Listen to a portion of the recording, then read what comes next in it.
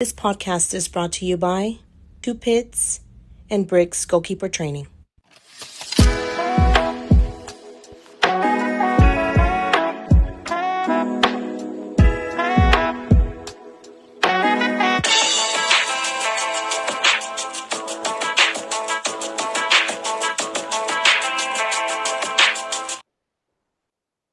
Hello. I am Coach O, and this is the National Scouting Service podcast show. And today we all know, and this month, it is Black History Month on this day of February the 19th of 2023. And to give you some little Black history facts as well as history, on this day of February the 19th in 1925, Leslie Lang, a Jamaican athlete, Olympic gold medalist in the men 4x400 relay in 1952, his relay team set a world record at 3.03.9. He was born in Linstead, St. Catherine, Jamaica. So big shouts out to the Jamaicans on that feat and the record that they set back in 1952. And I am Coach O, and this is the National Scouting Service podcast show. You can follow me on Twitter at Coach O Brown, as well as National Scouting Service on Twitter at National Scouting, as well as on Instagram under National Scouting. The t-shirt I'm wearing today has been made by Cold Tees T-shirts, and I'm representing the Nike red of the Georgia Bulldogs, who are national champions in NCAA football. Also, this show has been brought to you in Meek and Zeke Studios. You can follow Meek and Zeke Studios on every bit of your social media platforms. Also, we are supported by Uncontested Hoops. That is Coach Herb Washington. You can follow Uncontested Hoops on Instagram. Also, main sponsor is Running Back Giving Back, and that is by former Kansas City Chiefs All-Pro fullback and Kansas City Chiefs Hall of Famer Kimball Anders. And we also sponsored by and supported by Peace of the Mind Athletics. That is by Coach Thomas Peace. You can follow Coach Thomas Peace on Twitter at Coach_Peace, as well as on Instagram under Peace of Mind Athletics. And to our main sponsors, which we have two at this moment, is Two Pits Barbecue. That is by Coach L.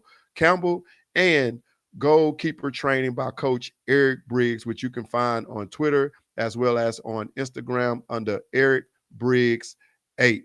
And for those who would like to help support our podcast, you can do that by Cash App or Zelle. We have a very interesting show for you all tonight. You don't want to miss it. We have a very special guest. He is a college running back coach. I did have the honor of interviewing one of his upcoming running backs who has transferred into the school that he's at. And I know you're going to love what he have to say, what's going on in his life from a coach standpoint, as well as when he was a student athlete in high school. So you don't want to miss that. Please be sure to post all your comments and questions if you're following us on Facebook or YouTube, and we'll try to address those questions. If you're following us on Instagram, we would like for you to switch over to Facebook or YouTube, National Scouting Service, and post your comments on there. If you're following us on our Stationhead app radio station, you can call into the radio station with your comments, and you can also post comments on that station app, which is on Stationhead under National Scouting, and we'll try to address those as well. And without further ado, we're going to play the intro of our special guest coming on tonight. You don't want to miss it. Once we get done with this intro video, we will be bringing him on to the show. Again, I am Coach O, and this is the National Scouting Service podcast show.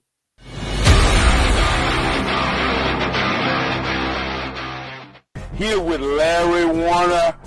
And why did I have Larry Warner? Because he's special. He coaches special teams, and he coaches running back. 1, 2, 3, get your eyes around. We're at the boundary. Ready, set, go. Good, Kevin. Good, tuck it away. Hey, soon as you catch that thing, I'm thinking tuck it away. Hey, yeah, you know what it is. Bottle boys in full effect. Entertainment, BBE. All-time quarterback, Backyard University. Say, hey. Oh, look at it. Emotional, energetic, and explosive. Running backs coach Larry Warner is unlike anyone else on the football field. From growing up in the backwoods of Mississippi to becoming a star running back and now being called coach is a dream come true. As a child, I grew up pretending to be a coach, and things like that. So for me to be able to be called a coach is a true blessing for me.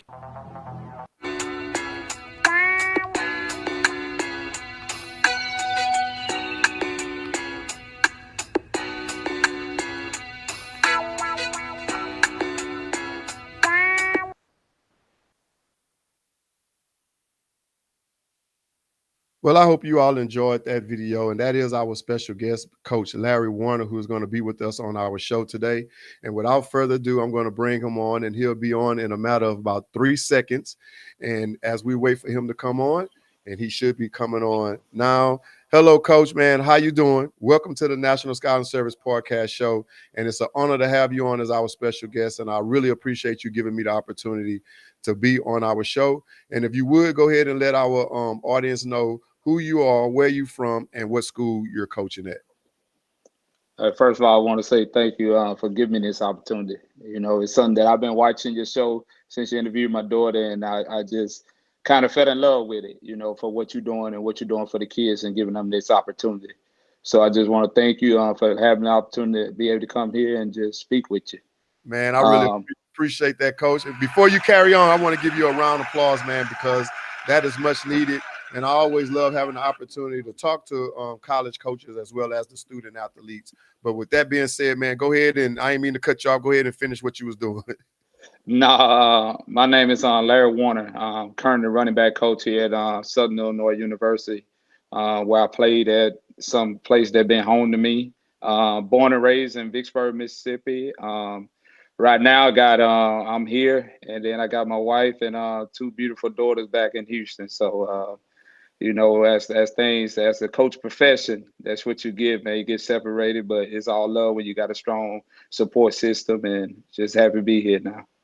Hey, man, and I do understand that, and I know that you have a strong support system because your daughter, she loves you to death. She speaks highly of you and stuff like that. Now, she was one of my sources with a lot of things that I'm going to ask on this show tonight, so you're probably going to be surprised by some of the things that I got to learn about you.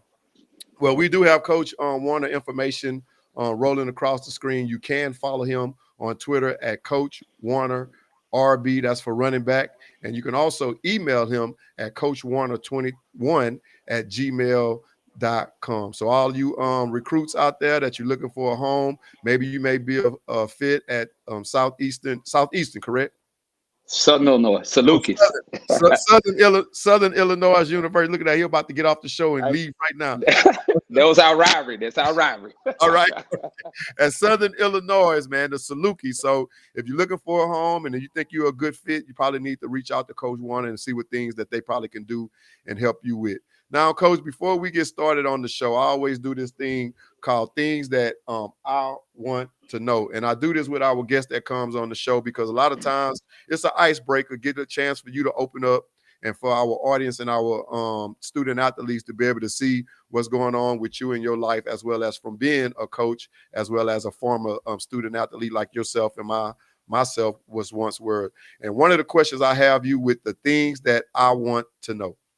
You already told us you was from Vicksburg, Mississippi. I told you when we had our little chat, I'd never heard of that in my life. And I seen in your video and then on some of the comments, you say you from the back, what you call it, the backwoods? Backwoods, a bovina. What you mean by the backwoods, man? You got to be able to, you got to know about the backwoods to know. We in the backwoods, man. There's no pavement, all ground road, no street lights. So we're in the backwoods. So it's officially I can say that you really a country boy. Oh yeah, I'm a country boy. Boy.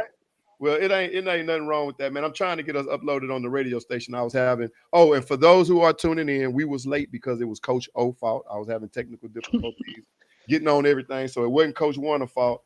But we are live now on our Stationhead app, on radio, as well as on YouTube and Facebook. So I got all that set up.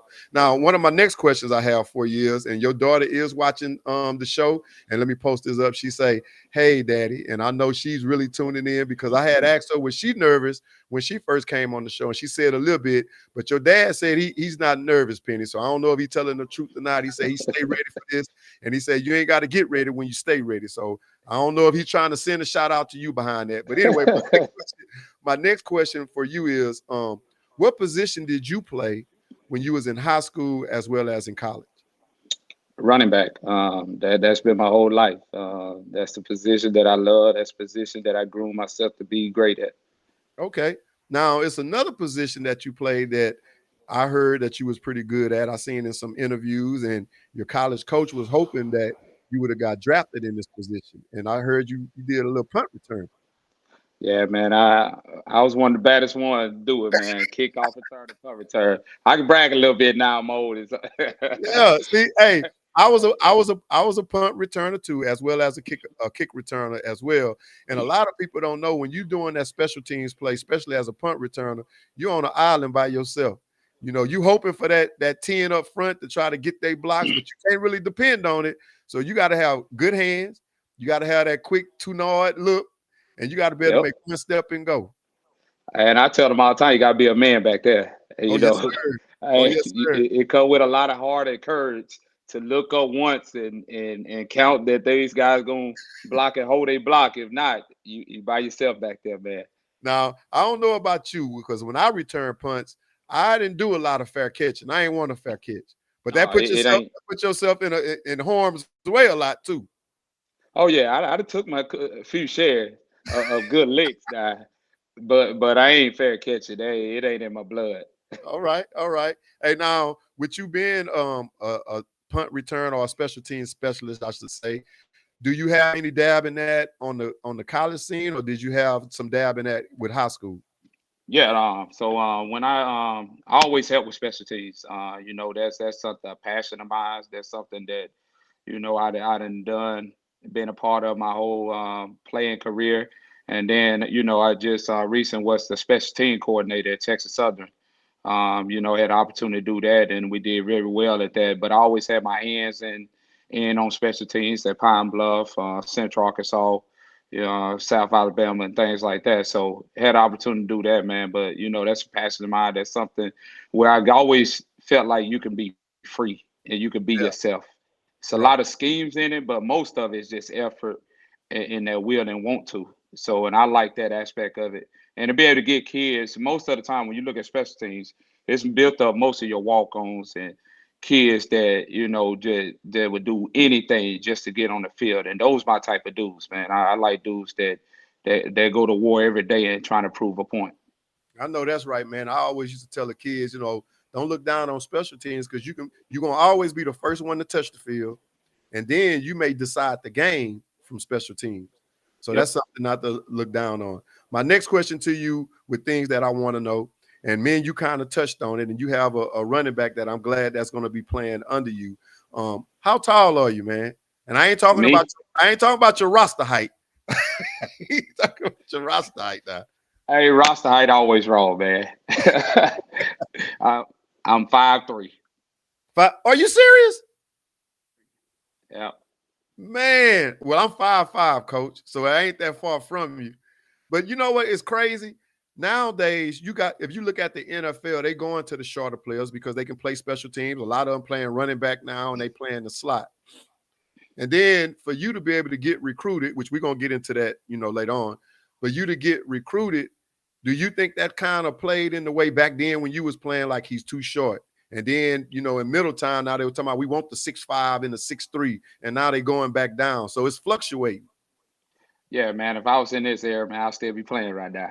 Hey, ain't no question.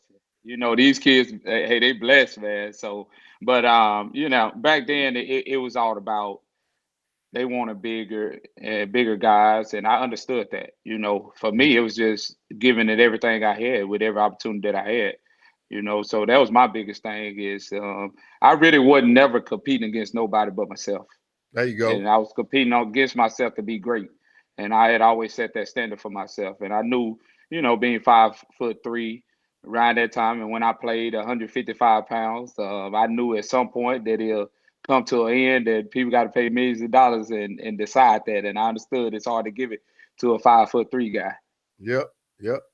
Now, my next question to you is, like, I know you coached high school, college. Now you back in college. With all the coaching, different levels that you coached on, do you teach as well? Did you teach in high school, and are you teaching in No, college? no, every spot I've been to, I hadn't had to teach school classes and stuff like that. Man, that's a blessing now, because with the high school, man, they want you to teach something. They want you to have the certification and stuff like that. But I do understand it, and in my opinion, and it's nothing against the coaches that are teaching or the teachers that they ask to be a coach. I think a lot of times you lose a lot of the quality coaches because you saying, hey, now you got to be in the classroom. And you can lose a great coach because they probably don't have their teacher certification, or probably not a paraprofessional, or want to be a paraprofessional in the school. So I know the pros and cons. And then you can say, well, I'd rather have an educated coach. But yeah, you may have an educated coach, but he's not such a great coach in that sport. Yep. And that's the downfall of a lot of it. I think everybody look at coaching a little bit different. For me, an aspect of coaching is the ability to relate to your players, Exactly. the ability to understand them as people, and the ability to just motivate them. And I don't care how many books you read and what you learn about X and O's. When it's all broken down, the best thing is, can you get your kids to understand about life and to be the best that they could be on and off the field? And if you can't do that, reading a book at X and O's don't matter. Hey, man, I say that all the time, and nothing against the teachers that they made into coaches, because some of them go out to be great coaches. Yep. I call them the YouTube coaches, because they learning off a computer or from what somebody telling them. And then with any student athlete, I know student athletes have their favorite teachers. That's understood. But sometimes as an athlete, I can relate more to somebody that played the same sport as me. They can tell me what they went through, as we were just talking, like, but everything that these kids have now, man, when my coaches was telling coaches about me when I was in high school a long time ago, we had to project the real film, and where they had to splice it up, or it was just word of mouth because they knew the coaches, so they had a foot in the door. Now these kids got huddles. They got football camps. Never had that when I was in high school. They got 7-on-7. I don't even think 7-on-7 even existed when I was in high school. Or if anybody knew anything about that, hey, we could do a 7-on-7 league. Yeah, flag football, but you still put 11 out there. You went 7-on-7. So these kids do have the advantage, and they do need to take advantage of the opportunities that they have. Now, this was a question that I proposed to your daughter when I had her on the show, and I got to ask you too. So I'm going to put you on the limb with this one. My question to her was, because you have two beautiful daughters and you have your wife, your beautiful wife. Who is the best athlete in the family? Now, your daughter, Penny, says she's the best. But sometimes she lets you win because she know you old and she don't be wanting you to feel down on yourself. But now I need to hear your opinion on that. I got the numbers to prove it. So you got the numbers to prove it, huh? Yeah. So she's chasing me. Okay. Hey, and that's true, because we're gonna get into that, because you do have the numbers, man. Hey, and you have a nickname that your city athletic department gave you that I seen, and we're gonna get on that too. We're gonna get on that too. Well, that was the things that I wanted to know. Now we're gonna get into some true and false with Coach Warner. Now, like I said, my resource, I already gave her up. She gave me a lot of information, but now we got to hear it from the man himself. My first question to you in this true or false with Coach Warner is, do you love to eat? True or false?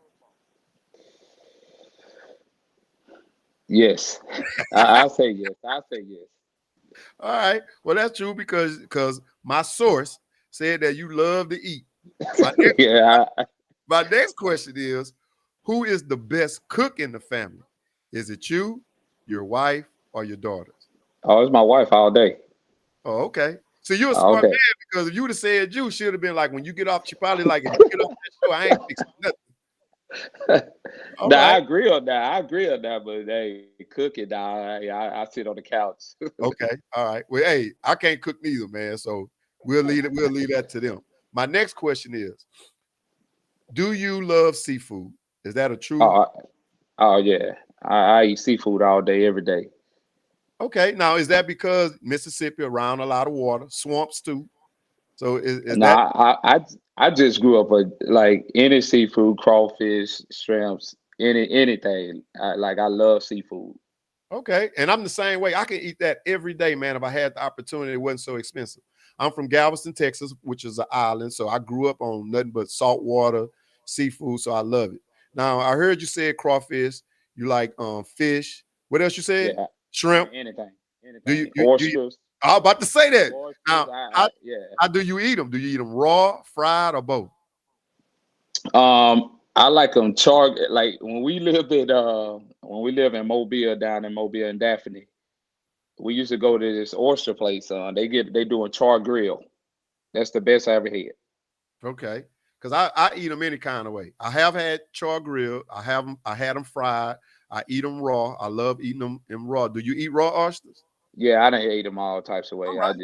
I seafood. I don't care for all that. Anything, I'm gonna eat it. All right. All right. Well, I like the frog legs too, man. So alligator gar, I like all that. All right, that's what's up. Now, is this true or false? You love eating gummy bears, peach rings, crab patties. Now, I never heard of this peach rings. What is that? Is that a true statement? That's true. That's true. I'm a gut like I'm addicted to gummy bears. Any gummy candy, I'm addicted. My mom got me addicted to that. That like Okay, because I was about so. to ask, when did this start? Where that started at? Oh, it kicked a long time ago. Even when I went off to college, when my mom was living, when I came, now we used to live so in Illinois. It was 6.5 hours back to Vicksburg, and so we came home maybe twice a year. And literally every time she got paid, she bought me gummy bears. And when I got home, it was stacks of gummy bears that she had accumulated over the time for me for when I returned. Wow. Now tell me about these what is peach rings? So peach rings is just the gummies. They call them. They taste like peaches. Okay. So they just a ring, and then it's circle cut out, and then they just peaches. They taste like peaches, and they Okay. call peach rings. See, I'm a Snickers man. I love Snickers and Reese's Pieces. Now, if No, I I get don't like chocolate. oh, you don't? No, I don't like chocolate. Wow, man, you don't know what you're missing. But look, I love my Snickers, man, and I love my Reese's Pieces. And if I had a big bag of Reese's Pieces, I ain't sharing them with nobody. And I can eat a Yeah. whole bag. Like I can't just have one. I'll be saying I'm just gonna eat No, four and I'm chill. The next thing you know, it's the half of the bag and they gone. now I like chocolate covered raisins. I don't know why that's different, but I guess the raisin. My wife always say I'm an old man because I like old man food, like snacks. Hey, there's nothing wrong with that, man. Now with the crab patties, are you cooking the crab patties or your wife cooking? No, so we like me and my daughter and them call it Crappy Patties. They Oh, gummies. oh, okay. They like the off the SpongeBob show. They got the little so they make these little gummy things that we buy from the dollar store, and we always road trips. We'll go in there and get Crappy Patties. That's what we Oh, eat. okay. See, man, I was getting my information, but I just said it wrong because she did it. I thought it was Krabby Patties. Yeah. All right. Now, there's another thing I need to know is true or false. Can you dance? Yeah. I tell my dance flow down. Okay. Now that's what I heard, man. Say, look, coach, don't let me go find no TikTok on you dancing, man, because I'm gonna send it to all your Hey, players. hey, you probably would. The girls have me doing everything, man. Oh, so they teach you all the latest dance. So I know you probably on their TikTok video. Yeah, I'll be on there. Oh man, you're gonna go into the running back film room, man, and they're gonna have your video up on the screen. Dance, and they're gonna let everybody know. Oh, yeah, I will coach the dance. Okay, my last one on the true and false. Is it true that you can do back flips and back tucks? Yeah, yep. Still to this day. So you still can do it? Yeah, I can still flip. Hey man, It don't leave you. I used to do a backflip, but my knees so bad I don't know if I can do it anymore. And then yet alone, if I did a backflip, I'm gonna be so nervous. I'm gonna put my hands down. But I used to be. Do you do your backflips with no hands? Well, I'm pretty sure. Yeah, I could run and I could run and do a somersaults and flip layouts. I try it all. Wow, man, dog. Well, I know I ain't gonna try to do that because if I try to do that, I'm telling what I'll break a tap. Well, let's get into this now. My next one is quotes that you have posted that I want to know about. On February the 5th of 2023, you had posted, "Do you remember who you was before society told you who you was?" What did you mean by that? Because I think that us as human has lost touch of who we actually are. And with social media and everything that's out today, everybody look at that and that's what they determine what they should be or where they should be in life. In reality, it's just a story that's being told. You never see anybody on there that's showing pictures of them down, depressed, not having a good day. They don't ever post that. All you see are highlights of their life. Wow. So in a lot of times we get caught up in the highlights and discredit where we at in life and think that we should be a certain way, or they think less of ourselves because we don't, our highlights don't look like their highlights. Right, right. Man, I like that. And I'm glad that you went there with that, being a coach, a father, a mentor, and an educator. Because sometimes with athletes, you have to tell them that. And I hope you do share that with them, because a lot of times, like I used to tell athletes, you have to watch and be careful of what you put out. Because once you put it out, you don't get it back. And then the narrative is you can be whoever you want on social media. And I'm glad we didn't, well, for me, because I'm a social media guy, probably would have got me in a lot of trouble. But I'm glad back then we didn't have social media. So you had to really live reality. Or if somebody say, hey, this Larry Warner kid is real good, that word of mouth wasn't going to work because they got to come and see you. Yep. So I like that, man. That's a good one. That's a good one. And please share that with your student athletes, man. Yes, sir. Another one you posted was on December the 19th of 2022. And I love this because we're going to get into family everything. And I should have brought this up on family with everything. And you said, whenever God is doing something you can't see, might because he's doing something you can't see. What did you mean by that? Because God's always working for you. He's always working behind the scenes. Even you don't, right now, you might not see it and you might be wanting it right now, but in reality, he's working for you. And just let him continue to do the work, and just hold faith on yourself, and just know that you might not see what God planned and what he have for you right now, but he will show it to you when times come. Man, I love it, Coach. I love it. That's what's up. Well, that kind of tied into where I was getting at on our next subject, and that's family over everything. And I wish I would have waited on that, but you're going to tie into that with this one as well. One of my questions I ask all my guests on the show, which I think is mainly important, and if they don't have this, I wish they have some type of support to be able to experience it. And my question to you is, how important is family to you in your life? Oh, it's everything to me. Unfortunately, I done had the experience of losing my mom and both brothers. But overall, my family is everything to me. They the one that keeps me going. That's what I fight for every day. I wake up and and when I speak on family to me is just not blood. I have some people that is dear to me, that have helped me through life, that I look at as they're my family. So for me, family is that's my heartbeat. Without them, and especially without my main three, I wouldn't be the person half of the man that I am today.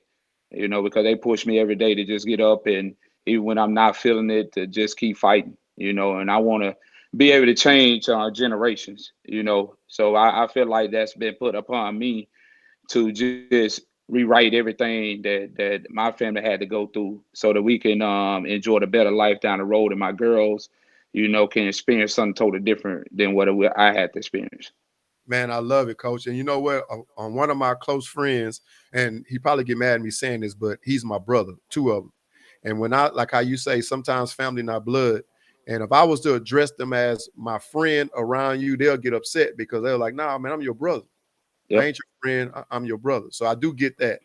And one of my brothers, and his name, Larry Murphy, which is my best friend, Larry Murphy, but my brother, he told me something, man, and I can relate to everything you're going through, because I don't have my mom, I don't have my dad or my grandmother.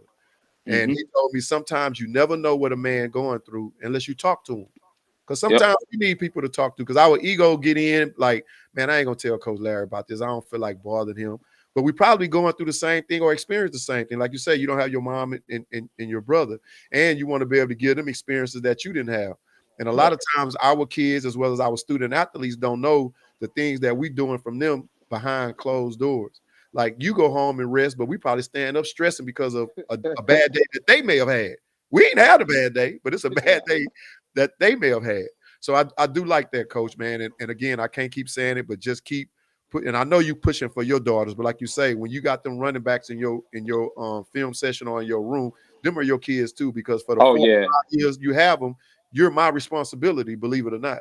And my kids know you as well. And like when I tell them, any room that I adapt, anywhere I'm the coach, they become my family. So I'm gonna pour into them everything I got. And I think as a coach, that's my duty. That's my calling. That's why I'm in it. I ain't in it for the money, which the money is something that to be able to survive and support yourself. But man, what this game has done for me and what football and the coach has done for me, I don't think that there's enough money out there. So for me, that's the same thing. I'm trying to just change lives, one day at a time, one game at a time. And that's been my whole focus, ever since I stepped foot on the football field, is to change people's lives through the game. Hey, Coach, you doing that. My last question to you, with family over everything, is, and you already kind of spoke on it, is how important is religion and Christianity is in your life? It's important. For me, I think a lot of it is with my upbringing. We grew up in the church, singing in the choir, and doing a lot of things. And throughout life, and I'm not afraid to say this, throughout life, with things go on, you sometimes question a lot of things, and sometimes you might lose that faith, and think that you could figure it out on your own. But me, with everything that I've been through in life, I always know that there's a higher power that's always looking over me, that without them, I wouldn't be able to, stand and do the things that I do, because I wouldn't have right of mind, to lose your mom and lose your brothers the way that you did at an early age. Without my faith, I wouldn't be able to sit here and smile every day, come to work every day, enjoy life, because I'll be torn apart. So for me, and I preach to my kids all the time, that you can have the physical strength, you can have the speed, everything you want, but that without being complete as a person, without your soul being healed, it won't be able to help you in life. You got to have somebody that's bigger than you. And like I say, I always say, I had my grandmama praying for me a lot. She prayed for me a whole lot. So for me, having a higher faith, whatever it is, I think that's what's going to get you through life, and that's what's going to continue to build you as a person. I like it. I like it. Well, now we're going to start getting into some school and some sports aspect of this show. And my first one is, you went to Warren Central High School in Vicksburg, Mississippi. Did I pronounce your high school right? Because I don't want to mispronounce it. Yes, sir. Warren Central. All right, Warren Central. Now, when you went to Warren Central, kind of tell me how your atmosphere was at that school, because you say you a country boy. I'm more from the city life boy and stuff like that. How was the atmosphere at your school? It was great, man. We old school football players, man. We just everybody got along well. I think that it was close knit. I think that everybody just got along, man. No matter the race, a lot of that when you hear Mississippi, a lot of people might say, hey, a race played a big part in it. But for me, coming up in my area during that time, man, we was all a big family. The whole school supported each other. Everybody was together. And I think that it was great, man. And see, Coach, I was going to ask that. That was going to be my next question. Because when people hear Mississippi, only thing we hear is about the bad that happened. And everybody not bad. It's just sometimes their upbringing was bad. So they was taught to do things that wasn't right. Right. Yeah. So I'm glad you kind of related on that.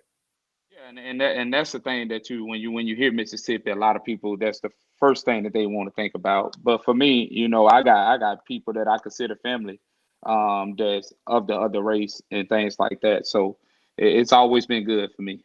Yeah, and I'm the same way, man. My son godfather, well, he have two because they wanted to take on the road, but his godfather is Caucasian and Yep. Korean. I almost said something wrong. He probably was going to curse me out. So I get it though, because even though when I was growing up, I knew about racism, but I never experienced it myself. You know what I mean? But then when you hear about Mississippi or Alabama because of the Hmm. pictures that was painted, and we're not taking away or nothing that they've done, but that's what you think about.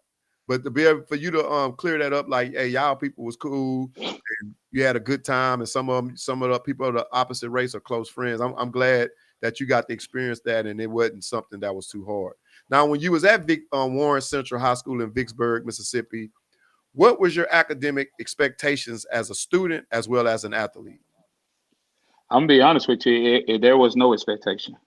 It was just, I didn't like my mom. We always grew up off hard work, you know, and we work.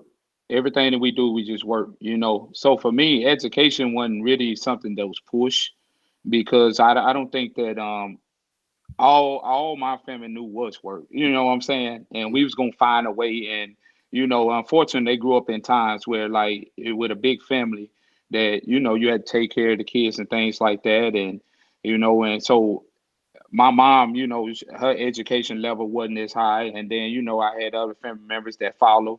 So it wasn't something of importance. I think that I didn't take it serious because I didn't know. Right. But once I figured it out that, a coach told me, hey, you could play football and you really good. And he told me I can go to college. I didn't know what college was. My plan was to finish high school and, go work and support my daughter. And you know what? Sometimes if that's the tradition of the family, like if you knew your dad was working hard or worked in the plants or construction, normally that's what the kid is going to follow. But Yes. like you said, academics wasn't, and not that that's bad, but because you didn't know. But my question to you with that is, and we'll get in this with when we start talking about scholarships and stuff, even though the coaches told you that you was good enough to play on the next level, why didn't the counselors come to you and be like, hey, you're pretty good, but this is what you need to work on. You need to work on getting your GPA up, taking that SAT, ACT. Was that approach ever came to you when you was in high school? Nope. And I'm gonna be honest with you, I don't think they knew. I don't think that because I don't blame them for what was not told to me. I just think that we were so far behind in Mississippi. I don't think we had any players that went off Division 1, or things like that. It was JUCO. JUCO. We knew that, hey, you graduate high school, you can go play JUCO football. That was our Division 1. That was our home Wow. run. We made it.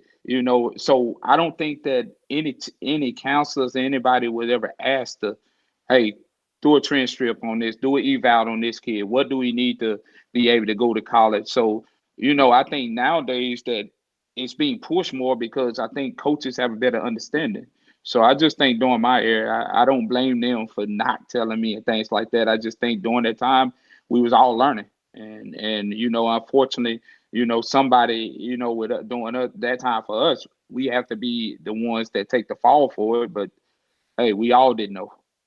Okay.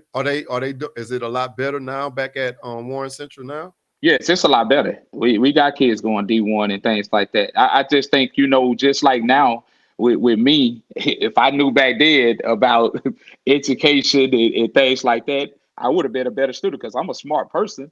I just didn't take school serious enough. I just did the bare minimum to be able to, hey, get a C, man, you're gonna be able to play football. Yeah. Yeah, don't Hey, fail. that's all I cared about. Just don't fail. Right. Hey, you're gonna be able to play football. That's all I cared about.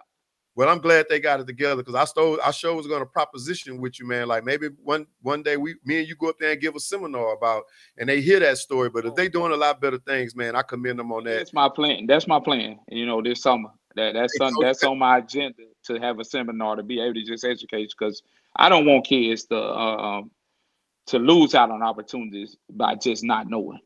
Hey, coach, if you need me up there to come and help, man, I would love to be able to come up there Okay. do that with you. So yeah, just keep me in mind with that, man. Because I would love, because I'm about the kids.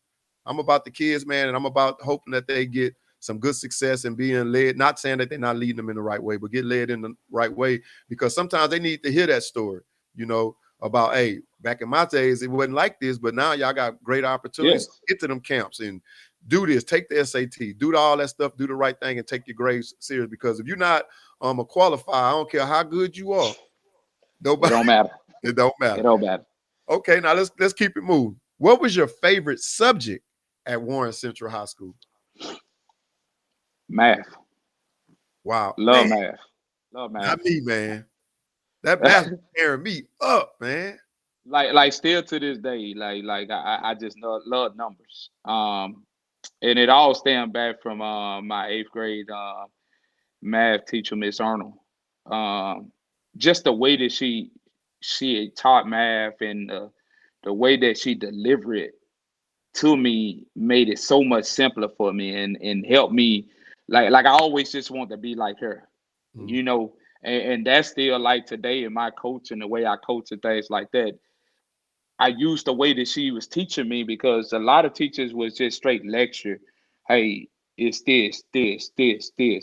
She was more, it was more fun. She made the experience fun. Like, she said things, she, it was just fun learning. So, and that's my approach to everything that I do, is that if the kids not having fun, it's going to be hard for them to learn.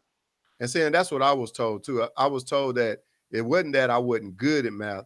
I probably wasn't taught it a way that I understood. And I don't think I picked it up in middle school. I mean, in elementary. So by the time I got to junior high and middle school, it was kind of too late, because I was already in my mindset that I didn't like it. Because one of my math teachers, Miss Barbara Reeves, God rest her soul, rest in peace, and she taught it great and perfect. But I just think at that time I was already like, I don't like math. You was over it. I was over it. Now, my next question to you, and you probably already answered this: who was your favorite teacher when you attended Warren Central High School? Ooh, I'm gonna get in trouble. Yeah, I thought it was your math teacher. So, Oh man. I had to put you on the spot, Coach. Yeah, you did that. I don't know. You had to have a favorite teacher. I got a lot of them. Well, hey, we're gonna leave it right there. They all liked me. I liked them too. All right, because I don't want you to throw out no names, man. And you go back home and they be like, I would never. You ain't say my name, so we're gonna leave that. He loved all his math teacher. All y'all. I love all of them. All of them. Okay, now let's get into playing sports at Warren Central High School. And from reading some of your articles, man, and your stories, hey, that's history within itself. And, you know, people need to know about that, especially back at your high school if they don't know it. What sports did you play when you attended Warren Central? Played football, basketball, soccer, and ran track. You played soccer, Coach? Yeah. I played my senior year. They finally got me. They finally convinced me to come out there, and I always told the coach, I said, Coach, my senior year I come out there, and I've always felt like a man's word is everything. So I went out there and I played. Was I good at it? I wasn't good at it. Now I used to just run. They kick it up there. I'm going now. So I treated it like football. It was fun. So is it fair to say, now your daughter probably gonna be mad about this, she got her soccer ability and skills from you? Ooh, yeah, she did. She did. And I'm gonna explain that, because I trained her ever since she was a little girl, and we worked on those skills. Like, so me, I'm the type that if I see something, I can pick it up and I know how to teach the kids and relate it to them. And so that's what I did. I just took her back to, hey, this is what you need to do, and I think this will work. And so she's been listening. It's been paying off for her. Okay, so when I did your daughter's highlight video, was that you in her video that was kicking the ball to her? Yes, yeah. Whenever we have free time, we gonna train. We gonna get together. That's just our little thing that we spend a lot of time together. And for me, training her is I'm not like a strict trainer. It's still we dad. We just out kicking the ball, having a good time, and so, and that's been my approach. Okay. Now, was was your family tradition through sports? Like, did your brothers play? Did your brother play football too? Nah, You was the only nah, one? I'm the only athletic member of my mom got 8 sisters and brothers. All of them got 3 kids apiece. I was the main sports person Wow. out of all of them. So So it you was set just the me and trend. my cousin. Yeah, me and my cousins ran track. 2 of us ran tracks, but other than that, I was the only athlete that played sports. That's what I did. Okay. Now, when you was at Warren Central High School, and after the coaches was telling you that, hey, you pretty good to play on the next level, and your stats and all that proved that, was you looking at it that sports was your way of getting the education and going to college? To be honest with you, no, not at that moment. That wasn't something that I was really looking into. Be honest with you. I had to be honest with you, I had made the decision not to go to college to play football. I was just gonna work because at the time I had Penny. I had Penny my senior year. So Okay. all I thought about was, you know what, I'm gonna stay home and just take care of my daughter. And actually, my mother-in-law, my wife, mom, actually convinced me to really give college a shot and go do the things I need to go do. Because the thing that she said to me stuck with me still to today, and still what I fight for. She told me that you can go work at the Tysons or whatever, and you can provide for your daughter right now, or you can go to college and set up for the rest of her life. Yeah, that's what's up. Big And shout that out to clicked with me. mother-in-law. And for me, that still to this day sticks with me. And you know, that's the best decision I ever made, was to go to college and pursue it. So you met your wife in Vicksburg, Mississippi. Y'all Yeah, went to the same high school? went to the same high school. We best friends. Oh, okay. That's my yeah. We've been best friends since 8th grade. Like that's been my best friend. Like we still best friends. You Oh, I know, know that's so right. So I got to ask you, Coach. I should have asked this and things I want to know, but see, I'm mad at Penny now because she ain't giving me all this information. Now, y'all being best friends, who hit on who? Did you go to her and say, I want you to be my girl? Or did she come to you? I was scared. I was.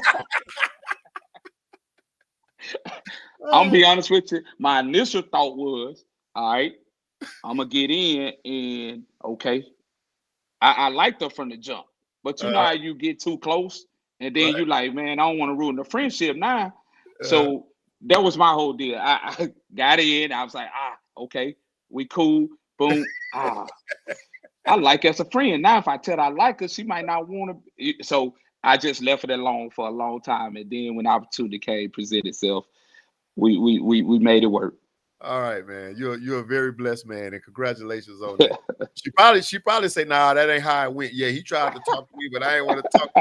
That'll be another show. That'll be a coach and wife show that we're coach and wife show. All right. Let's get back to playing sports at Warren Central High School. In 2003, this article read, despite not starting every contest, Warner rushed for 149 times for 1,062 yards and 9 touchdowns. He caught 8 passes for 78 yards. How was that season? So you wasn't starting at this time? No. So my junior year, I always go to that story. My junior year, I was basically an 8th string running back. You can put it whatever you want. Hold on, you said 8th string? Yeah. So you rushed for 1,000 yards? I did that in 6 games. Oh my goodness. Yeah, I did that in 6 games. All that stat right there, that all was in 6 total games. My junior year. I only played in 6 games my junior year. Some people may say that was bad coaching, or they made a mistake, or they didn't know what they was doing. In 6 games, you went for 1,000 yards? Yeah. So and we was the highest level in the state of Mississippi, so it wasn't against no struggles. We played top level. I was gonna ask that too, Coach. I thought it was 7-man football or something, or 6-man. No, we played top level. We play if Shadow Creek and all those and North Shore, they come down to Mississippi, that's what they'll be in. They'll be in our classification. Wow. So for me, it was so I just waited my time. Like I was little. I was a small dude, you know, and I worked everybody. I did everything. I used to kill that practice, you know. So, but you know, it takes somebody believing in you. And when I always no matter where you started, it's all about where you finish at. That's right. And I always took that approach. I always took that approach like my time's gonna come, and when I get that opportunity, it's over with. I ain't never looking back. And my opportunity came, and I didn't look back. Hey man, I told a kid that when I was in college, he was a punt returner, and I was like, "Hey man, if you get hurt, because we was bumping heads, but I was like, if you get hurt, you ain't getting that. Get it back. And lo and behold, he sprung his ankle. You probably in front of me at receiver, but this punt return deal, oh, you can forget about that. It's mine now. Wow. Yep. So in 2004, you come back, you ran for 1,852 yards. I don't know if you was tired and you couldn't go no more, man, but you should have went for 2,000 on 100. Hold on, that's okay. Now, yeah. Let me tell this story, Coach. I think you were slacking. 2004, you ran for 1,852 yards on 168 carries with 18 touchdowns, and amazingly, 11 yards per carry. You also caught 8 balls for 129 yards and a score, and returned a punt for 40 yards for another touchdown. Man, so now doing this time, yeah, you were slacking, Coach. Was you a starter in 2004? I never played past halftime. That's all in the first half. That's I never played past halftime. No, that's what I'm explaining to you. Yeah. My first game of my senior year, I rushed for 315 yards on 4 carries and on 8 carries and 4 touchdowns. I had 64 yards to carry for that in the Red Car Bowl Classic. Coach, I got to see some film, Coach. I know you got it. I sent it to you. It's articles too. It's proof. Wow, dude. So you didn't play the second half in no game? I didn't. Maybe 2 games in my whole senior year.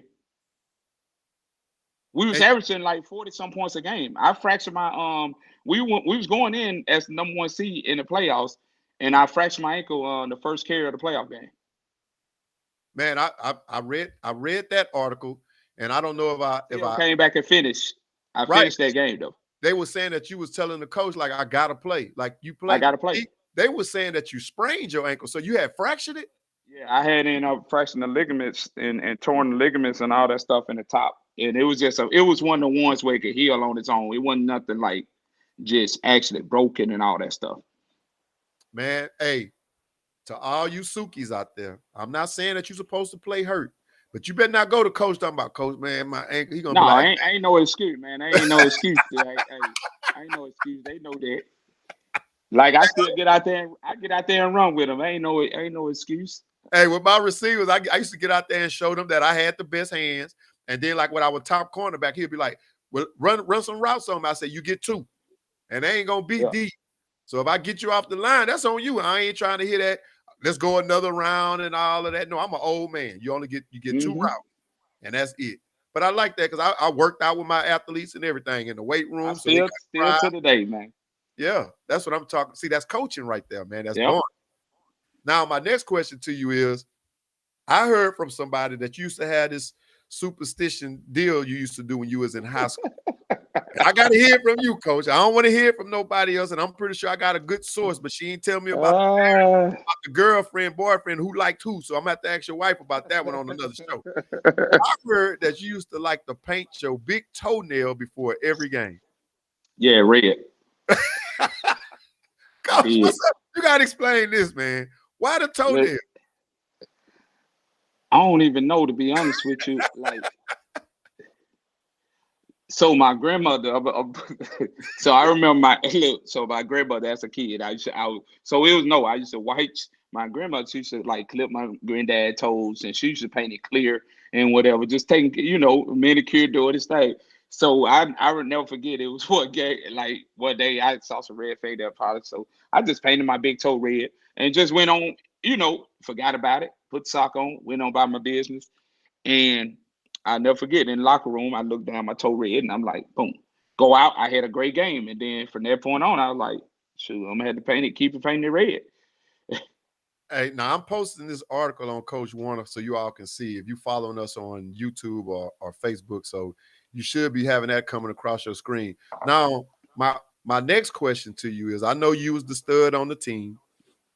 Painting this toenail, man. Did you get any slack from your teammates, or they knew better to say anything? No, they knew I'm different. Like they know I don't even really care. Like I'm gonna live life. That's the one thing you go do about Larry Water. No matter what, Larry gonna live life. Larry gonna do his thing, and Larry don't need no confirmation from nobody. Cause like I'm me. I'm different. I know I'm different, but that difference was make me special. All right, I like that, and hey, you got to be sure you push that with your athletes too, man. Don't be Yep. trying to be like nobody. It's all right to try to emulate somebody, but emulate them trying to be better than them, not just like Yeah. them.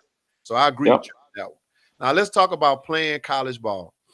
Now we kind of talked about school and your recruiting process and how it was different because back then they didn't know, and you don't blame nobody or hold no fault against nobody from that. And that's just being a man. You accepted what came, the consequences that came with it, and it still made the person out of who you are today.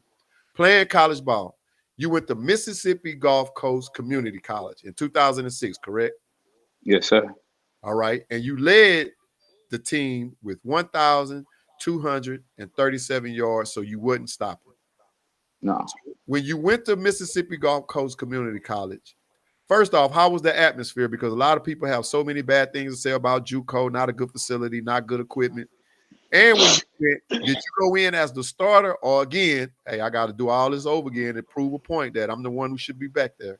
No, I didn't go in as starter. When I went to Mississippi Gulf Coast, they probably had the best running back I ever seen played live in my life. That was Dentrell Savage. He taught me a lot. Like he taught me a lot about like the game. You know, it became he basically do everything I can do, but he was bigger. Mm. And like he ended up going to Oklahoma State, ended up breaking some Barry Sanders record. Like, but he was a different type of dude. And that's what I always go back to, and I always tell people, no matter where you go, when you leave high school and go to college, everybody the big fish. Oh, yes, Like, sir. like I was the dude. I knew I was the dude, but at the same time, I was, and that what kind of bothers me with like transfer portal stuff is that like, man, I signed up for something, I'm gonna finish it. Like, I knew this dude was better than me, but at the end of the day, I accepted as a man he was better than me. But I knew my strengths, I knew my ability. The only thing I did was learn from him. I always believe in I took his superpowers and put them into mine, and I became great. Hey, now you probably gonna get a call. You're gonna probably say, "Hey, man, I heard what you said, dude, but I was the Took man." his superpower. Hey, I sit around him, I studied him, I see what he was doing, and I put that in my game. But you know, if he took time to take what I was doing, I became better. Right, and that ain't your fault, huh? Yep. Shoot, Yep. I'm gonna take a lift from you, and I'm gonna put it with my. Hey, I love that, man. Now, even though JUCO and see, was good though. it was good. JUCO was good. It was good for me. You know, like I always look at like a lot of people might knock JUCO, but you got to understand what you're going to JUCO for. Like if you don't have a clear understanding what you're going there for, some of us went there because of grades and not understanding. Some of us went there because you got in trouble or this happened. Some of us already had everything in line. We just need a new fresh start to get recruited over again. So you got to understand what you're going into JUCO for and what you want to get out of it. If you don't have that clear path and that clear understanding, you can get lost in JUCO. Hey, see, now he's talking as a coach right there, and I agree with you on that too, coach. Because I tell people all the time, the way when I was in high school, we looked down on JUCO, but the way JUCOs are going now, you can take a couple of things away from it. You can go there and better yourself because some of your best athletes is at that level. So if you can shine on that level, you can go to a D1, D2, D3, or whatever, NAIA, and you can get your playing on. Two, go there and get your degree. You can go there and get your associates, and then when you go to a bigger school, now you're really winning because now you can walk away with 2 degrees. Some will walk away with Yes. so you're ahead of the game. And also going to a JUCO, and you can correct me if I'm wrong on this, a lot of these big schools, the reason why they recruit from JUCO so heavily, because once you come to my school, there's too much I got to teach you. You already ready, you game ready, and we may just have to throw you in the fire compared to getting a freshman, red shirting them for a year, maybe 2. You don't touch the field until your junior year, but I'm steady bringing in these JUCO players. Oh, hold on. All right. Oh, I'm back. I'm sorry. Oh, you good? Can you hear me? So, Yeah, I can hear you. Can you hear So me? I think, yeah, I can hear you. Okay. My whole thing is like I always say, man, JUCO dudes are a bit different. I always we call the JUCO babies. We JUCO babies. For me, JUCO babies are built different. I think once you go to JUCO, it changes your mindset. You have a different mindset because dudes that go straight out of high school, go big time, they got gloves, they got cleats, they got this, they got knife facility, they got this. I think sometimes that mentally make them soft. When you have to go JUCO and you got to survive of the fitness, you got to wake up, eat Roman noodles.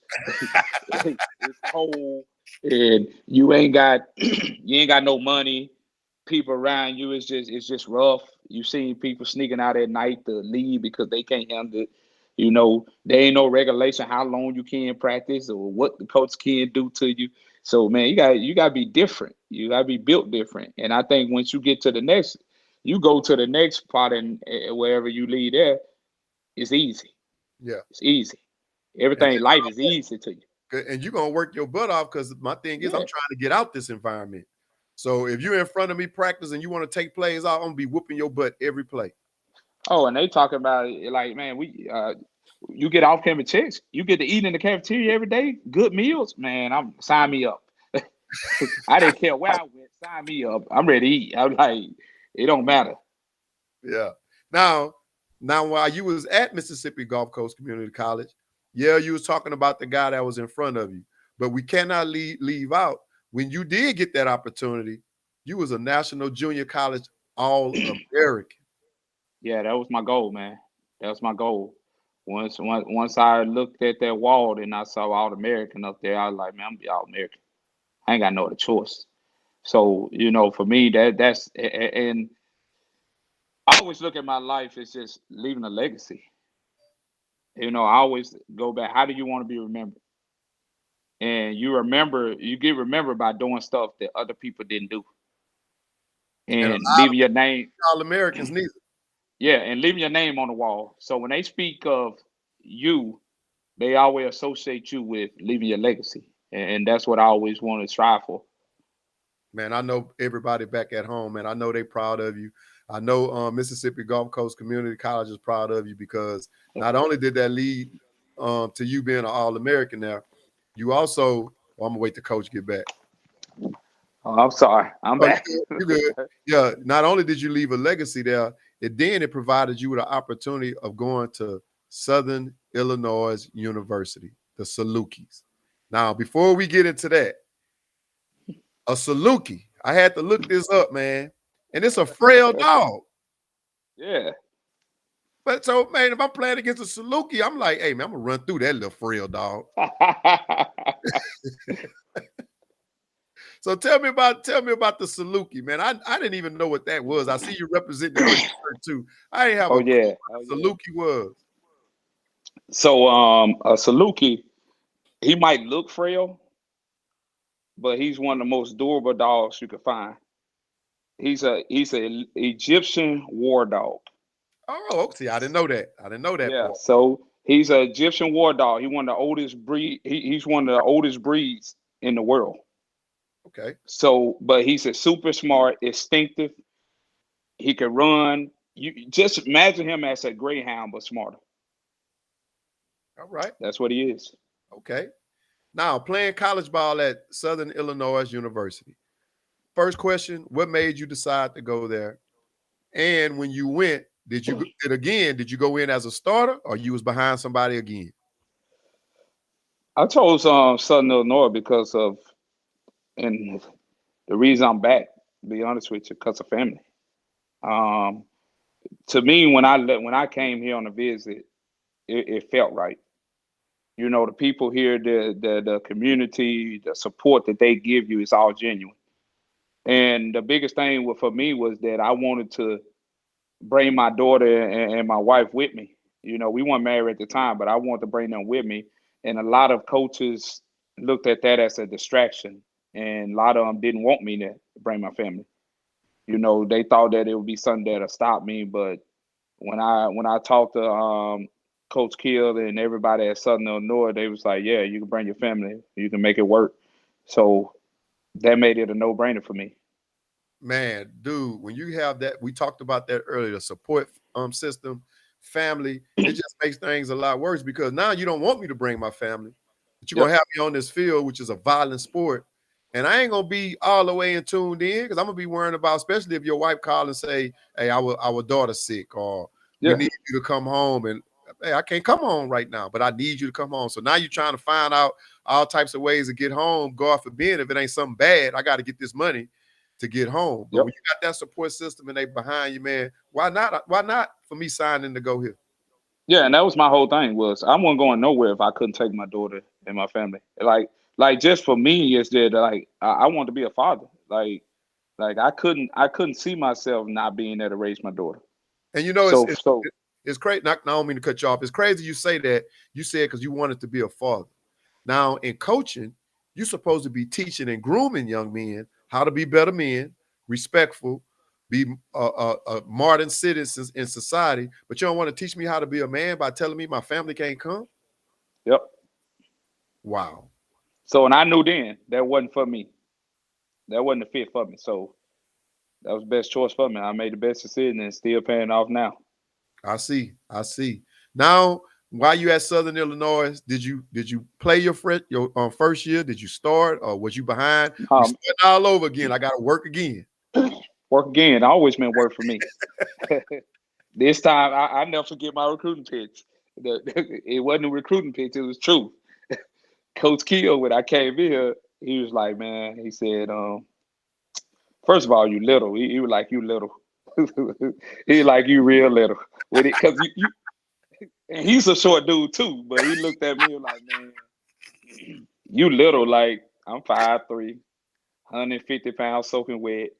And he like, gonna play running back? I'm like, yeah, coach, I get it done. Then he told me, and this is what really sold me too. He told me, you come here, you most likely gonna be 7th-string running back. Dang, and then, coach, you was number 8 in high school. Now you number 7? Yeah, it's all uphill battle. You know, when you 5'3", it's uphill battle. But Bob always told me, boy, you're gonna be fighting your whole life. So for me, he told me the one thing he sold me on is that he said that I'm gonna give you an opportunity. That's all I need. And for me, that's all I needed. My whole life is built off opportunity. And I always he told me I'm gonna give you the same opportunity I give them other guys. And I told him that. I said, Coach, I'm in. I said, all I need is opportunity. You give me that opportunity, I'll take care of the rest of it. Now, I'm slipping on this one, Coach. I thought I had it. I'm looking through it, and I didn't have it. Do you remember what your stats was your last year at Southern Illinois as a running back? I ended the season with 2,300 all-purpose yards. God, dog. I ended the season with 2,300 all-purpose yards. Led the nation in kickoff returns for touchdowns. Finished number 2 in the nation all-purpose yard behind Jeremy Mackham. Finished 10th in the Walter Payton Award final. What's a Walter Payton Award final? That's the Heisman. First team All-American in every category: kickoff return, punt return, and running back. Coach, you was a beast, man. Hey, it shouldn't be one player in that dang on running back conference room in y'all room. When you talking, they should all have your attention. It shouldn't be nobody falling asleep because everything that comes out your mouth is something educational and for them to learn. But you know what happens a lot of times, these young athletes, with us being old men, we are old coaches, just it is what it is. They don't believe like we was ballers back in the day. Ballers. Man, hey, but you still got to send me that high school film. I got to see this, man. Hey, I'm going to send it to you, babe. Yeah, I got to get this. So let's get into coaching career, man, which is remarkable. And I love the things you've been doing. I guess it's fair to say you are a journeyman. Yes, sir. It probably been a toll on your wife, and she's your main supporter because, you know, as coaching, a lot of people don't understand. Sometimes you may have to jump around a little bit before you find that one spot, especially with you got girls in high school, one going off to college, which is a good thing. So, you know, she's going to be okay, but you got that other one coming up. And hopefully at Southern Illinois, that'll be the landing spot and she can go on. Because I know with kids and with your wife, it's hard making new friends because you never know if you may have to leave. Yeah. You know, You still can call them, you still can text them and stuff like that. But like I always say, I don't need no more new friends. My circle is good enough because you got to learn people over, and then you got to see if you trust them and all of that. But I get it. But your coaching career, man, it is remarkable because, again, you're still helping kids. You was at Carbondale High School in 2009. Where's Carbondale located at? That's right around the street from Southern Illinois. That's why I got my first coaching opportunity. All right. Big shout out to Carbondale. Then you left from there and went to Central Arkansas. Big shout out to Central Arkansas. You was the running back coach there from 2016 to 2017, correct? Yeah. 2016. 2016, I was at I was actually here. I was hired as a runner. I was here at Southern Illinois for 2 years as the running back coach, and then I left there and went to Central. Yeah, so I was so I went to Carbondale High School, came here GA at Southern Illinois for a year, left and went back to Carbondale, then came back as the full-time running back coach for 2 years. Then I left and went to Central Arkansas for 2 years. Then to South Alabama for 3. Okay, because I have that. I got Central Arkansas. I have South Alabama, Arkansas Pine Bluff. And Texas Southern. Yeah, you was in H-Town with us, and then you got up. Yes. We got the little video on that. Now, when you left Carbondale and you was at Southern Illinois, when you was GA in there, why didn't you stay? They didn't have an open position for you at the time, or you got actually mad? my mom was that's when my mom was getting sick. Okay. And everything like that. And in the grind of football, mentally I wasn't all the way in. Now I couldn't give the university me, to be honest with you. I couldn't give them everything that I had. So there was time, and I got offered the head freshman job and everything at Carbondale High School, and I just felt like that was the right route for me to be able to go home, be able to see her more and things like that, and that's what I did. Man, exactly, man, and I commend you on that because, hey, when I lived in Kansas City. When I came home, found out that my mom was sick with cancer, and that was the best thing, man, because I guess you know what, the Lord brought me back home for a reason. My mom had cancer. I got to spend that remaining time with her. Moved in. I ended up losing my house. Moved in with my mom. My mom, and it's crazy, she was setting up everything for me for her passing. So, you know, I accumulated a lot of things from her. So when I got my new spot, I ain't really have to buy too much because I already had everything that, you know, that was handed down from what my mom was doing. But I commend you on that. You went home, and then it goes to show you that you are a man of your word. You are a true person. People do believe in you, and they respect you as a man as well as a coach, because look where you're at now. They brought you right back. Yep. So big shouts out to Southern Illinois for that, because y'all got one of the best in the business. Now let's talk about, you didn't coach a lot of running backs in your time. And I got to put you on the spot. Can you name, and you give me 3 because I don't want you to just name one, the top 3 running backs that you ever coached? Whether it's high school or college, or it was just high school, or it was just college? Ooh, that's tough there. They probably go back and look at this video, coach. Man, that's hard there now. I'd have coached a lot of good ones. I probably had 3 at one school at one time. Okay, that's that was like I would classify them as just the top only 3. But that year at Central Arkansas, when I had 3 backs, when I say 3 dominant backs, were Kier Crossley, Carlos Blackman, and God dang it, Cedric. Man, I think them 3 dudes were by far the most talented backfield in college football at that time.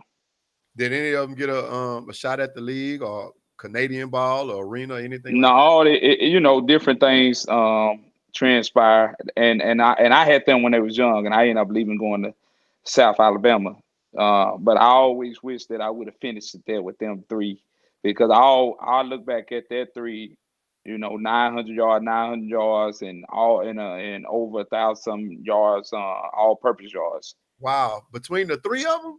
No, I had one go for like 990, one go for 980, and then I had one go for over 1,000 all-purpose yards. But this was all So in the same season? it was all in the same season. Wow. The three head horse. Yep, and I had the one that I think he was playing back of the first team all conference, and then I had the newcomer of the year. It was crazy.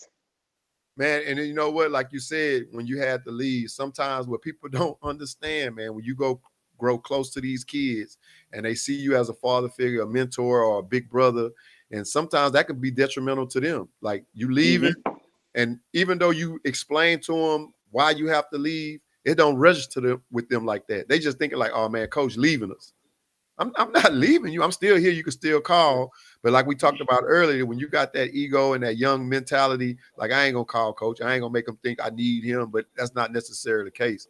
Sometimes a phone conversation can calm you down, like they say music. It can soothe the most average or aggressive beast. And sometimes they probably needed that. And I'm pretty sure like now they look back on it and be like, what we say a lot of times, the regret. I wish I would have stayed. I wish I would have just called. But hey, big shouts out to them, man. But you had three almost over 1,000-yard running backs. Two of them with 9 and one. Man, that's crazy. Coach, you know what you're doing with them running backs, coach. Yes, sir. Running backs.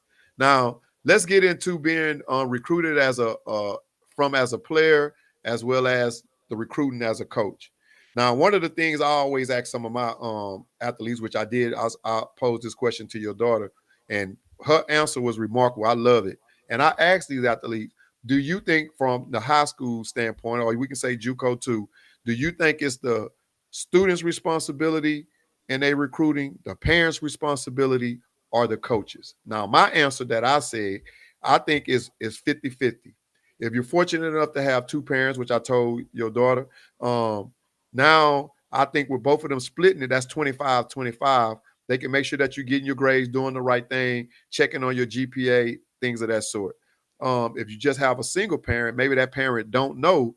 So I think it's up to the parent to go get involved in the school with the counselors, seeing who your counselor is, and say, hey, I'm hearing my son Otis' name on this PA every game. Is he good enough to play college ball? And if they say, yeah, your son is a stud, but he needs to get his grades. And they can guide them in doing the right things that they need to do to get in school. From a coach standpoint, I know it's not the coach's responsibility, but a good coach would take on that responsibility, because a coach go to school, they're working for 8 hours, and then they go to football practice for 4 hours. They want to go home, and they may have a family. But if I'm asking you as a coach to stay out of trouble, get your grades, be eligible. When you hurt, make sure you go see the trainer. I think I have some type of responsibility in helping you get in college. It may not work, but I think if I got the sources or the resources to be able to reach out to a school to tell them about Otis Brown, he's a good kid, just give him a shot, like we talked about off the camera, I think it's that coach's responsibility. What are your thoughts on that? Yeah, I think as a parent, I think it's important that you educate your kids on just life. And I think that will help them in the recruiting process. And what I mean about that is that your academics got to come first, and make sure that they on top of that, make sure they understand the importance of that, as if they just going to school and not playing no sport, as if they can get an academic scholarship. There's more money out there for academics than it is for athletics. So and that's what we always push with my daughter. The standard is you're going to college, and the standard is you're going to get a great education. You're going to make sure that we're going to chase an academic scholarship before we chase an athletic scholarship. And that if we are blessed to have both, we're taken care of either way. I think that it's important that you educate your kids on just being good people, being good people, because what your kid put on social media is a reflection of you and a reflection of them. And sometimes in the recruiting process, that can damage both of you. So I think that it's important that you educate them about social media and just by carrying themselves as young men and young women. And I think in high school, I think it falls on the coaches. I think that to me, if I'm a high school coach, if the kid got the ability to, and he done did all this stuff for my program and for this school, it's my obligation to do whatever it takes to be able to educate him on what steps he needs to take to be to get recruited, the proper steps of what his grades need to be, his GPA, and for me to put his fam out there in front of guys and you know, present him as if as if he's my son. But the kid also got to do his part now, because the thing is, we also got to be honest with these college coaches. We got to tell them that, hey, he likes to do this, this, this. You know, he show up late, he show up this and that. Because if what we sell to these programs and it turns out not to be true, the next kid can be the perfect kid, and we're trying to sell them, and they don't trust us because we didn't tell the truth on the one that didn't go out there and do what he needed to do. Man, I agree with you on that, Coach, because I was a recruiting coordinator at my school, and I used to tell kids that, I ain't gonna say they was bad, but they was doing things they weren't supposed to do, that I can't put my name on you. I don't care what you tell people, that I ain't helping you with the recruiting, because you are, like you said, you're a reflection of me. What if Southern Illinois say, hey, man, we heard how you do your recruiting. We want you to come and be a recruiter for us. But if I'm sending out bad product, they're like, hey, man, don't go to that school. That coach over ain't worth the nothing. And then I like another thing, like what I tell these kids when you said the social media. I tell these kids all the time, you have to watch what you're putting on this social media, because once you start getting recruited, they're going to look at everything. Your Facebook, your Twitter, your Instagram, your TikTok, all of that. Because again, you're going to be a reflection of that university. I also tell parents, if you're in that stands acting a fool, and let's just say Southern Illinois coach Larry Warner's at this game, he know once he recruits your kid, he recruiting you too. I don't want to deal with her, so I won't even deal with the kid. You know what I'm saying? Like I'm not finna deal with her coming up and doing. And I pass. I go to the next kid. And see, that's why I say they got to know that. And then not only that, like you say, the coach got to be honest. That coach got to be like, hey man, I know Brown is a good kid, but his mama gonna call and ask you why he ain't playing. Why he ain't putting on the field? You letting Joey play, but you ain't playing. I don't need that, because when you start questioning him, you can come and get him, because he's not gonna be here no more.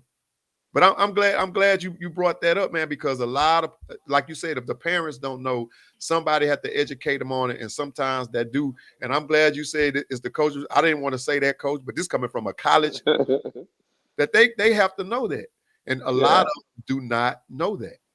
Yeah, I think the high school coach is his obligation to be able to help put those kids in the best position, you know, and help get them out there if they worthy of doing it and they doing everything they supposed to do in their end. Now, let me ask you this, Coach. I know every college, well, majority of every college have their own recruiting person that go out and recruit. You're a running back coach. Mm-hmm. What is it that you look for in a position player, or what you tell that recruiter that's going out to recruit, what you looking for, or the questions to ask a guy that you recruit? So for us, we do recruiting areas. So I go recruit the best in my area.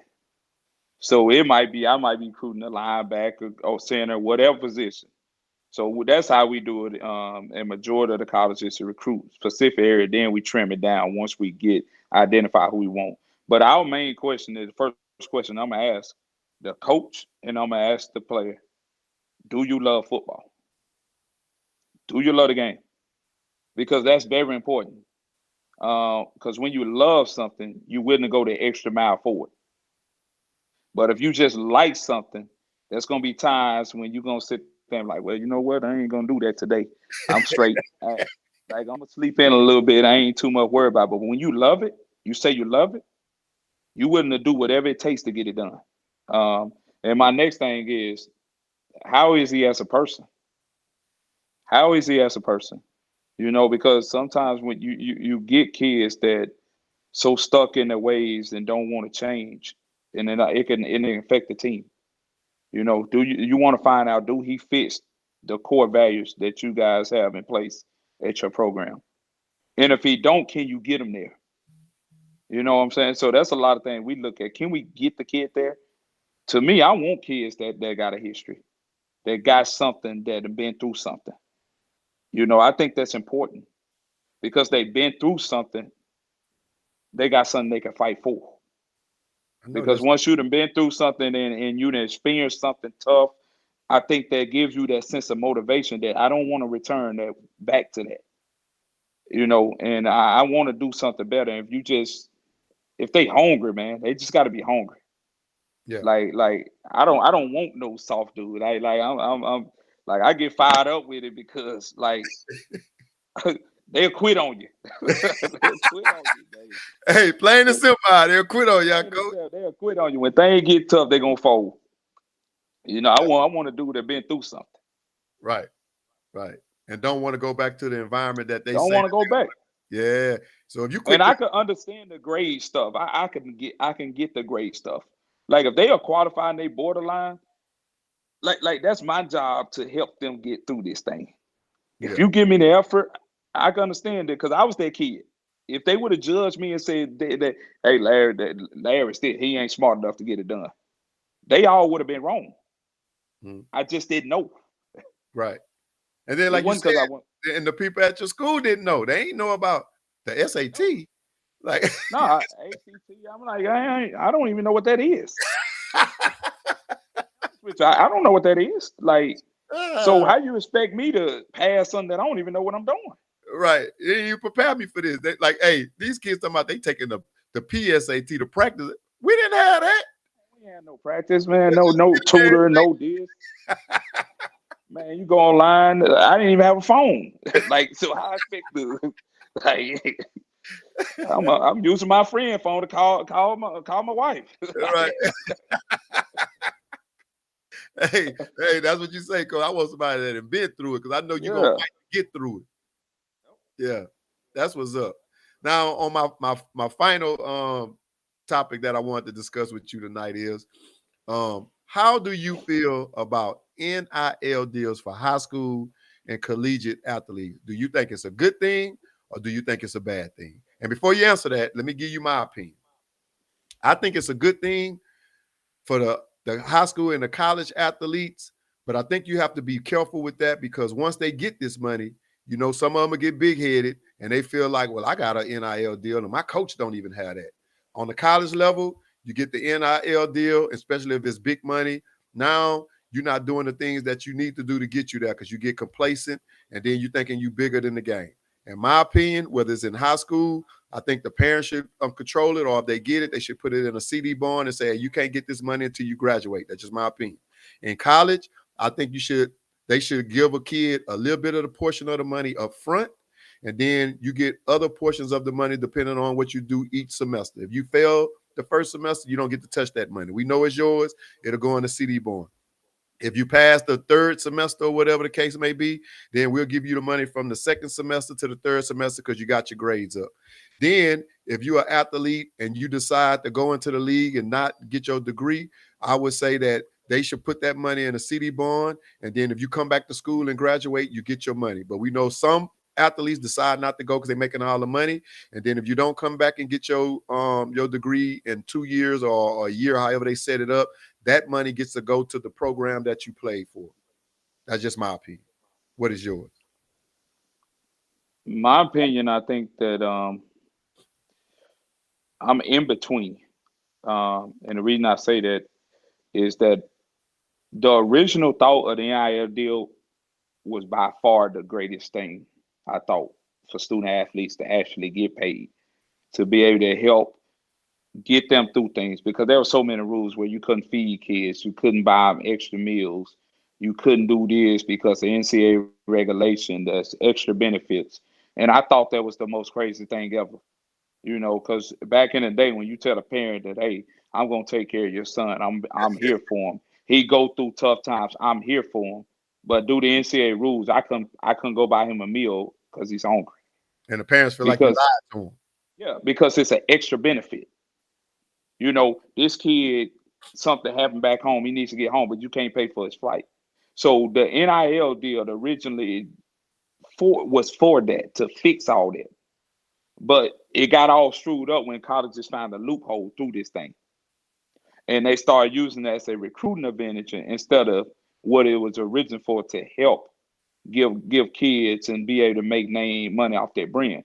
So, because my whole thing is this, that if they do the steps that you said, that every student athlete that comes through here, the first year, and they're on the team, they get this amount of money put into a fund.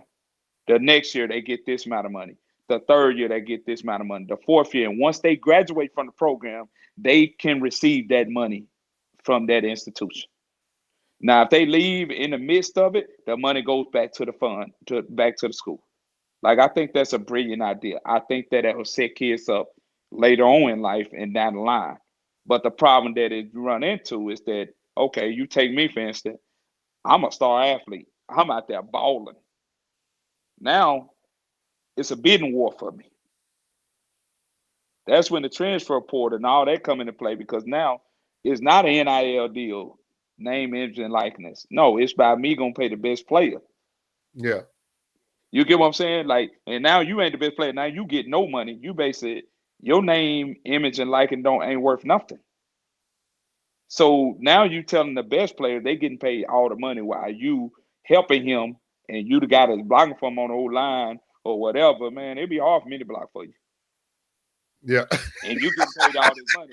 I ain't getting nothing.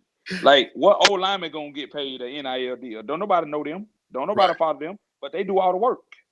Yeah. But this running back, he getting that money.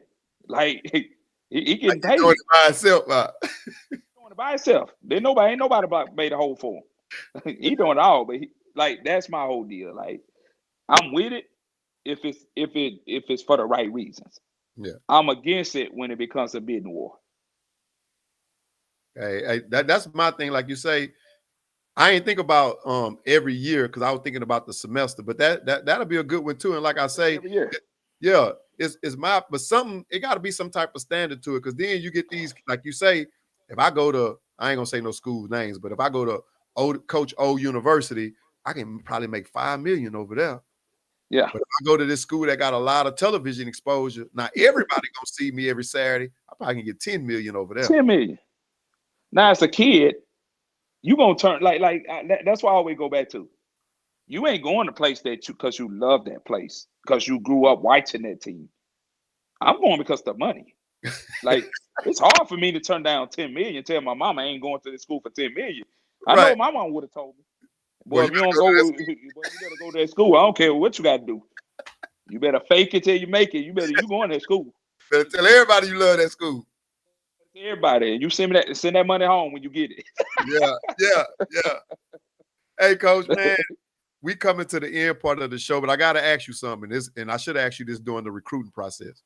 Now, your daughter told me that you told her, if you really want to go to school, you're going to have to work towards it, and you got to show me that you want to go. Because I was like, I know your dad helped you recruiting. She was like, no, he don't. He support me, but I got to reach out to the school. I got to show him what I want to do. And congratulations on her signing her scholarship. But she said she put in the work. Yeah, she got to put in the work. I always told her, because I don't want, if she really loved the game and she really want to do this, she going to find a way to get it done. And she did that. Like, and that was my whole pitch to her. Like, I'm not going to call coaches for you. I'm not going to reach out for coaches for you, because I don't even know if you really love it. If you love it, you're going to do that. If you love it, you're going to reach out. I know I love it for you, and I want you to do it. But if your heart ain't in it, and this is something that you really, truly want to work towards, I'm going to guide you in that direction. Like, when she was a little girl, my wife would always say, when you going to train her? I said, when she ready. And I told her, when you ready for me to start training you, you come tell me. That's when we're gonna really grind. That's when, hey, Dad gonna take off this hat and he's gonna train you. Man, I thought, Coach, I thought that was so interesting, because it'll be easy for you to call schools, because I mean, you in the realm of all of them, and they're gonna trust what you say. But you telling her, I'm not doing it. No, I want her to establish her own brand. Don't live off my brand. Establish your own brand. You know what I'm saying? Because I think that's important, and especially being a female, especially being a woman. I think there's like I always say, that I want my daughters and my wife then to be independent, but not so much independent that they don't need me. Yeah. But always be independent within yourself. Know who you are. Don't like everybody used to call her Little Larry, and it used to make her mad because I understood that. No, you're not little Larry, you're Penny. Yeah. Go make your own name. So I wanted her to do the lead work, and because I think she'll be proud of it when it's all said and done, and the route that she's going and the direction that she headed, I think she's gonna reap the benefits of it. That's what's up, man. And you tell her, I know she probably listening to the show. She had promised me a Shadow Creek t-shirt, soccer shirt, and I ain't got it yet, so I'm mad at her. So I may get on and delete all her videos. And then she was supposed to send me a schedule because I know they played. Well, I hope they haven't. They're supposed to be playing close this way, I think, against Clear Creek High School. And I told her I was gonna come to a game. I said I ain't gonna stay the whole game because soccer too long. But I was gonna come to the game. So tell her she need to get all that to me. I'm joking about the shirt, but she did promise me a shirt. No, she need to get you a shirt. But I need I need that schedule, man, so I can go check out at one of the games and let her know that I'm there. And it was something else I wanted to ask you too. Dang, man, I forgot it. But yeah, I definitely want to do that, Coach. Good luck to y'all this season, man. I definitely will be following y'all. Oh, this is what I want to say before I let you give your shouts out. Whenever you get that head coaching job, Coach, I'm a pretty good receiver coach, man. Hey, we're probably going to argue over the special teams, the punt return and kick return, but you hold the advantage because you're All-American. I wasn't All-American. So I probably have to go to you and say, Coach, what should I work on today? Because I got to listen to you. Hey, it's gonna happen, man. One day I'm gonna be a head coach. I know that. It's in the making. Coach, you know, man, please keep your boy in mind, man. You know, I got you, man. Because I have a degree and all that, but I'll be a good assistant if I ain't the head receiver or kickoff punt return coach, man. Nah, I got you, man. It's all gonna happen, man. I know it is. I know you've spoken into existence, Coach. So best of the luck on that, man. I really appreciate you coming on the show. I really enjoyed myself. It got me to know you a little bit more as a person outside of the articles that I read. And if it's anything that we didn't touch on and I missed, man, I apologize, and we can do it on another show. But hey, ladies and gentlemen, Coach Warner reached out to me and said, hey, Coach, I want to do a show. So that speaks volumes for National Scouting Service. We are growing, man, and I really appreciate you again. And without further ado, I'm gonna let you have the floor where you give all your shouts out to. Good luck to the Salukis on their season. Good luck to my guy Benefield, who was on the show, who is a running back of Coach Warner. And with all that being said, let me get off the screen and I'm gonna let you have the floor, Coach. All right. Now I just want to give a shout out to everybody that tuned in. Thank you guys. You guys mean everything to me. Shout out to my family back in Houston. Y'all hold it down in H-Town for me. And my family back in Vicksburg and everybody that's watching. I love y'all. All right. And after this show, if you want to listen to Coach Warner's music selection, it will be on our podcast radio station, and that is on Stationhead. You'll have to download the app and follow NationalScouting and his playlist. Coach Warner likes Lil Baby, No Cap. I don't even know who No Cap is. Rob Wave and Lil Durk. So we'll be playing this music selection. I'll send that to him as well. And on our podcast radio station, we had Jake Rick that tuned in. We had Ray 36 who joined the station. Hey, big shouts out to y'all. Y'all could have called in the station and asked questions. Ray 36 also said he did all that, Larry, one of the best back in Warren County history. So big shouts out to Ray 36. We really appreciate that. Really appreciate you tuning in to our station. If you have a playlist you would like us to play, just submit it to us and we can create one in your name as well for tuning in on our podcast radio station.